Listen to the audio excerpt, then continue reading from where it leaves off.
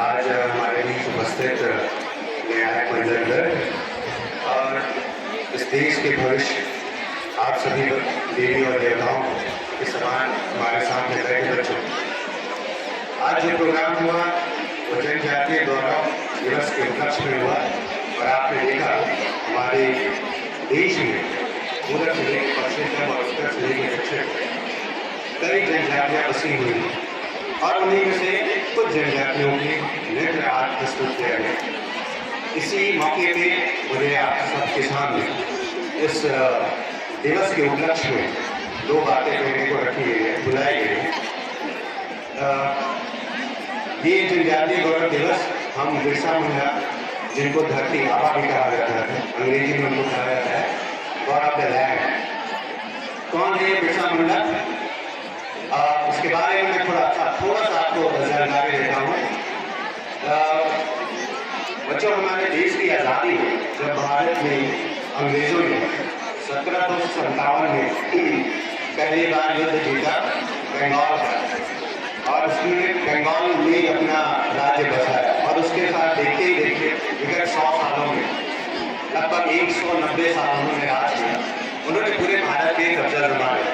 दो तरह के राज्य थे, एक जो सीधे ब्रिटिशर्स के द्वारा कंट्रोल किए जाते थे और दूसरा जो हमारे राज्य रजवाड़े थे उनके बीच में 60% जो जनता थी हमारे डायरेक्ट ब्रिटिशर्स के रूल में थी और 40% जो जनता थी वो रजवाड़ों के रूल में थी। जो रजवाड़े थे वो भी ब्रिटिशर्स के अंदर में आते थे। बच्चों, ब्रिटिशर्स ने हमारे, आपको ये जान के हैरानी होगी कि जब तक ब्रिटिशर्स नहीं आए थे भारत दुनिया में सोने की चिड़िया कही जाती है। भारत के इतिहास में दो जो काल थे उसको स्वर्ण काल कहा जाता है।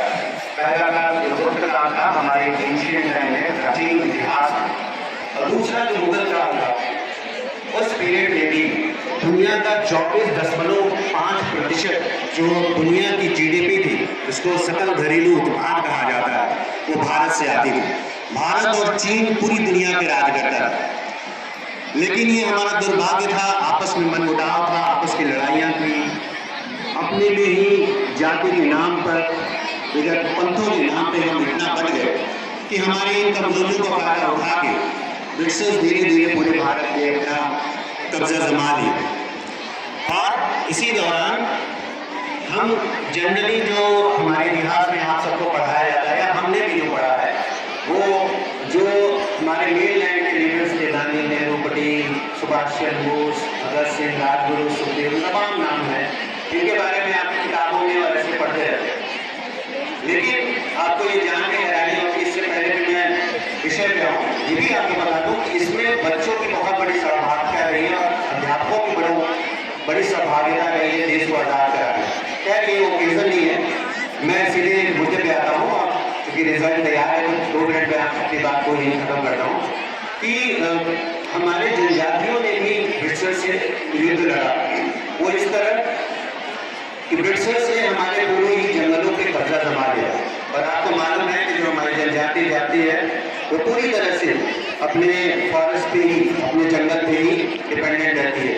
बिरसा मुंडा 1875 में जन्म लेते हैं एक गरीब परिवार में और धीरे धीरे वो पढ़ाई लिखाई करते हैं। पढ़ाई लिखाई में उनका इंटरेस्ट था, क्रिश्चियनिटी में कन्वर्ट होते हैं क्योंकि उस समय ब्रिटिशर्स भी अच्छे स्कूल थे। जो उनका विद्यालय था वो जर्मन विद्यालय था, जर्मन कैथोलिक, लेकिन वहाँ पढ़ते समय उनको इस बात का एहसास हुआ कि ये जबरदस्ती हमें कन्वर्ट करके और हमारे ऊपर राज कर रहे। इसलिए फिर धीरे से उन्होंने स्कूल छोड़ा और बाद में अपने समुदाय को इकट्ठा किया, उनको जागरूक किया, उनको बताया कि आपको नशे नहीं करने चाहिए और इस तरह की बातों को उन्होंने फैलाया।